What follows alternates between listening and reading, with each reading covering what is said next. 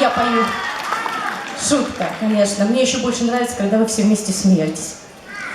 Наш любимый пророк Мухаммад, саллаллаху алейхи, сказал: «Ад-дину насиха». Да? Религия – это искренний совет. И мы приглашаем на нашу сцену Мамедова Анаса Эфенди с его красивой притчей и мудрыми наставлениями.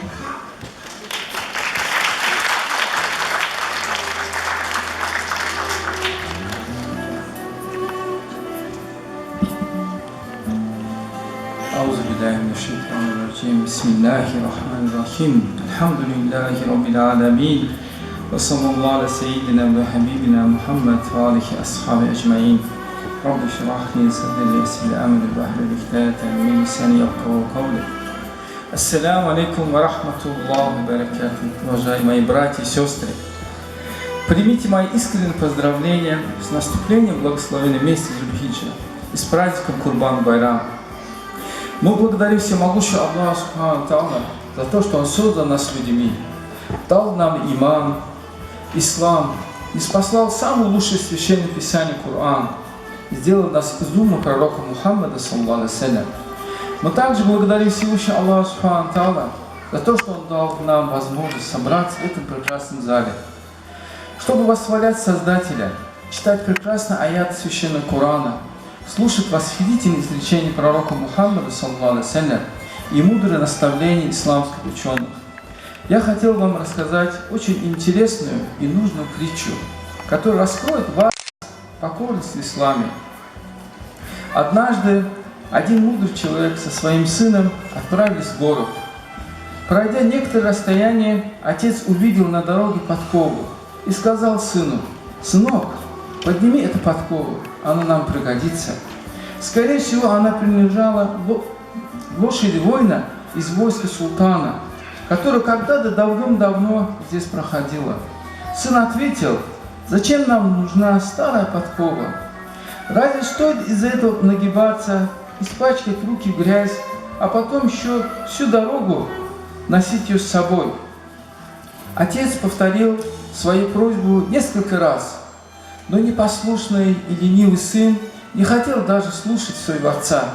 Тогда отец, ничего не сказав, поднял подкову и, очистив ее от грязи, положил в мешок. Затем они пошли дальше и дошли до города. Уладив свои дела в городе, отец с сыном отправились к кузнецу, чтобы продать подобранную подкову. Она оказалась от лошади султана, и добропорядочный кузнец заплатил за нее большие деньги. Мудрый отец поблагодарил всемогущего Аллаха за этот дар. Часть из этих денег он раздал как садака, часть истратил на необходимое, а на оставшиеся деньги купил вишню. Домой они возвращались по этой же дороге. Через некоторое время, проголодавшись, отец открыл мешок и начал кушать вишню. Сын шел позади и смотрел с жадностью на него. Когда они прошли немного дороги, из рук отца выпала одна вишня. Голодный и уставший сын быстро нагнулся, поднял ее и съел. Спустя некоторое время отец уронил еще одну вишню, а затем другую, и стал так ронять по одной вишенке, продолжая свой путь. И потом, когда закончилась вишня, отец сказал своему сыну: «Сынок, из-за своей лени и непокорности ты оказался один раз нагнуться, чтобы поднять подкову с земли, а после ты нагибался 10 раз, чтобы поднять те самые вишни, которые были куплены за эту подкову. Мой совет тебе, о сынок, не будь ленивым, всегда слушай своих родителей, потому что каждый родитель желает для своих детей только благое. Всегда помни, если будешь считать легкий труд тяжелым, то встретишься еще более тяжелой работой. Если не будешь доволен малым, то лишишься большого». Мудрость этой притчи такова. Многие люди, подобно этому мальчику, прогибаются перед мирскими соблазнами и забывают о послушании своим родителям, которое ведет к покорности и довольству Всевышнего Аллаха. Что ждет их в этой жизни и в день суда, когда перестанут они перед Всевышним Аллахом? Ведь каждый день нашей земной жизни может стать с копилкой, в которую мы кладем золотые монеты. И лишь от нашего усилия зависит, сколько таких монет соберем мы, и насколько большим будет запас наших благих деяний. В тот день, когда не принесут пользу ни дети, ни материальное богатство, и когда спасется лишь тот, кто придет с покорным Всевышним сердцем.